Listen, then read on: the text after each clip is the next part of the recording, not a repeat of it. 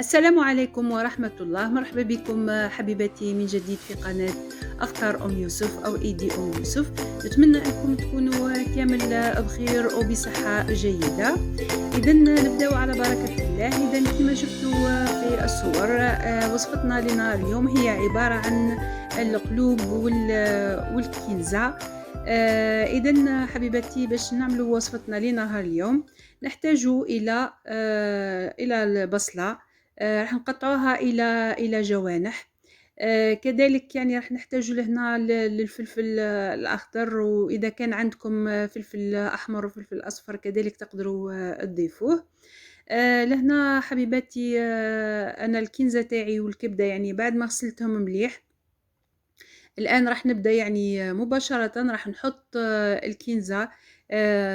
هي راح تكون من تحت يعني هي الأولى، لأنه يعني معروف عليها أنها تجي يابسة، خاصة إذا يعني شويناها مع القلب. ولكن بهذه الطريقة صدقوني راح تجي هشيشة بزاف، راح تجي كيما ليبونج.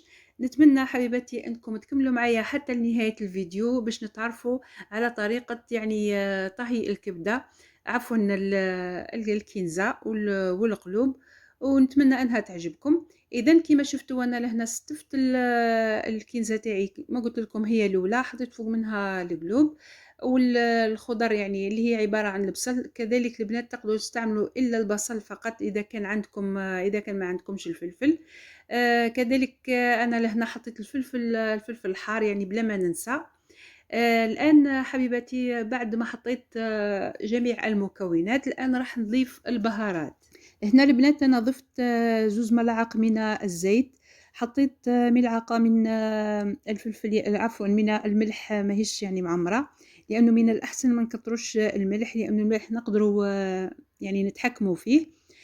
حطيت نصف ملعقة من راس الحانوت، الفلفل الأسود، القليل من الكمون، القليل من البابريكا، وكذلك قليل من الكركم. إذن حبيباتي تقدروا تزيدوا يعني أي يعني بهارات من البهارات اللي تحبوا تضيفوها.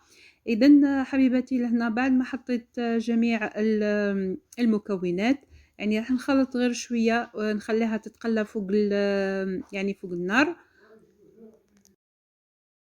كذلك بدون ما ننسى يعني نضفت لها 2 مغارف تاع الزيت. إذن حبيباتي لهنا راح نخليها تتقلى، يعني حنخلي جميع المكونات يعني تتقلى على نار تكون شوية عالية، ومن بعد راح نغلق عليها وراح نقصلها يعني في النار، يعني حنقص في الغاز تاعي ونخليها يعني لمدة 5 دقائق.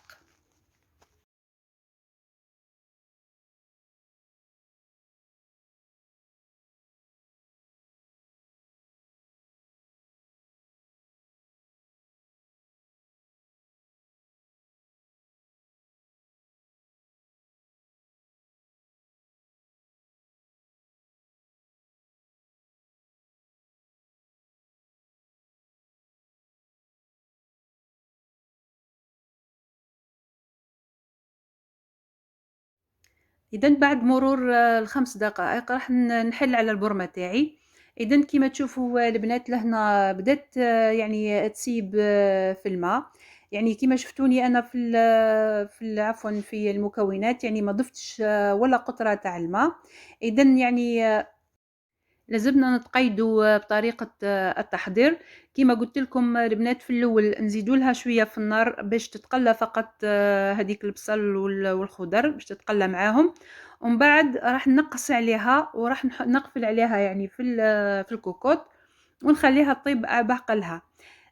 بعد البنات يعني مرور يعني 15 دقيقة كما شفتوا زيد عاودت يعني فيريفيتها، يعني عاودت تفقدتها كما تشوفوا لهنا يعني بدات يعني الوصفة تاعنا يعني الطيب.